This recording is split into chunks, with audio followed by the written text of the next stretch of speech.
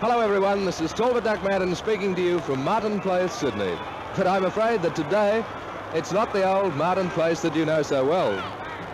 There's no bus outside the Airways office here. There's no constable on duty at Pitt Street directing the traffic. There are no office boys posting mail at the letterboxes. Instead, there are thousands and thousands of people. Honestly, I've never seen so many people in Martin Place before. They're packed tight from above Castlereagh Street, all the way down across Pitt Street, past the Cenotaph, and way down here to the George Street end of Martin Place, where we have the Mobile Studio Park. There are men, women, and girls, lovely girls too, hundreds and hundreds of them. They've got paper hats on their heads, waving streamers, flags, Union Jacks, the Stars and Stripes. They've got whistles, those gas alarm rattlers, and they're just having one whale of a time. It's about an hour since the official news came through, and of course most of these young people were on their way to the offices, and so they've just stayed in town. I heard somebody down below say they stayed in just for the fun of it, and there's certainly plenty of fun here in this heart of Sydney this morning. Over on my right, in one of the buildings at the back, somebody has hung out a big dummy of Adolf Hitler with a great swastika on the front of it, and to the cheers of the crowd, he was lowered down from the top of the building and duly hung.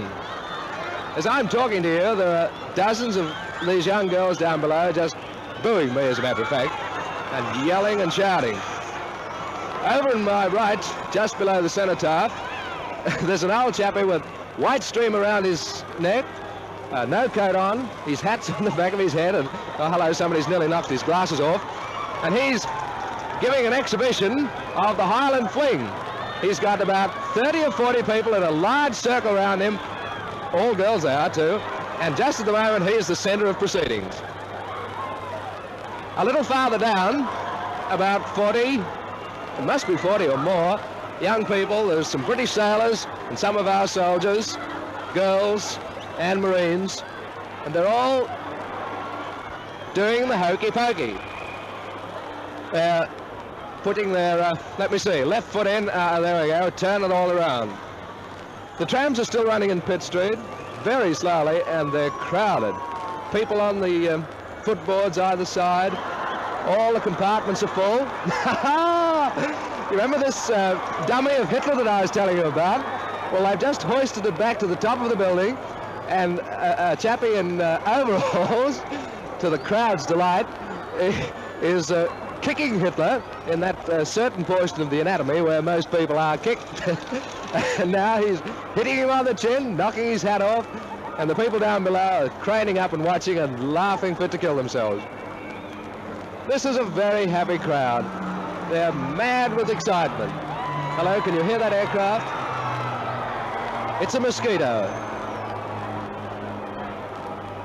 A Mosquito doing some fast flying above the General Post Office in Sydney. Yes, Sydney is gay today, but I must mention that with all this gaiety here in Martin Place, there is a little bit of sadness too. You only have to look at the Cenotaph to realise that.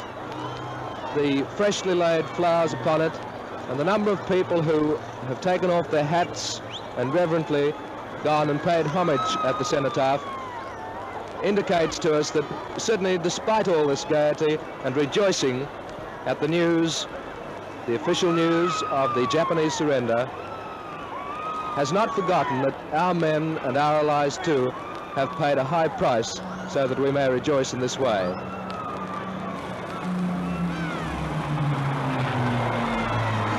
There's that Mosquito again. He's getting lower each time, doing steep turns around the GPO.